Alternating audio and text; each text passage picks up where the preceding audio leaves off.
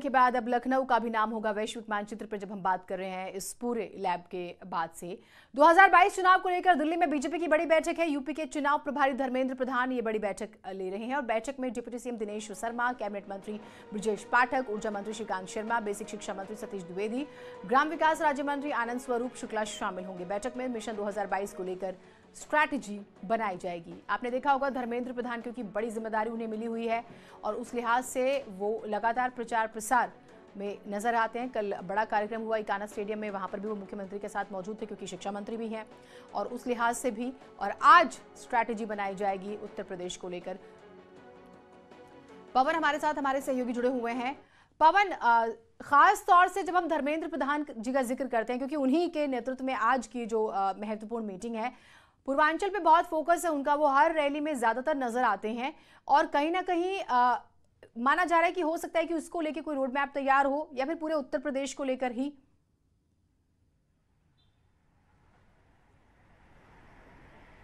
देखिए, ये जो बैठक है वो पूरे उत्तर प्रदेश को लेकर है कि पूरब से लेकर पश्चिम तक जितना भी उत्तर प्रदेश के जितने भी जो बड़े ब्राह्मण लोग हैं, चेहरे जो हैं, वो इस बैठक में शामिल हो रहे हैं। चाहे वो डॉक्टर दिनेश शर्मा की बात हो या पंडित श्रीकांत शर्मा की बात हो या लक्ष्मीकांत वाजपेयी की बात हो या फिर राजस्थान के राज्यपाल और बीजेपी के बड़े ब्राह्मण नेता उत्तर प्रदेश के माने जाने रहे हैं जो कलराज मिश्र, उनकी बात हो। उसके अलावा तमाम जो सांसद हैं, सुब्रत पाठक, रमापति शास्त्री, उनके अलावा और जो तमाम लोग हैं बीजेपी के ब्राह्मण जो चेहरे हैं, वो सब इस बैठक में शामिल हो रहा था। आप समझ सकते हैं कि ये जो बैठक जो है वो सिर्फ किसी एक क्षेत्र विशेष की नहीं है, ये पूरे उत्तर प्रदेश को लेकर इस बैठक में चर्चा की जाएगी।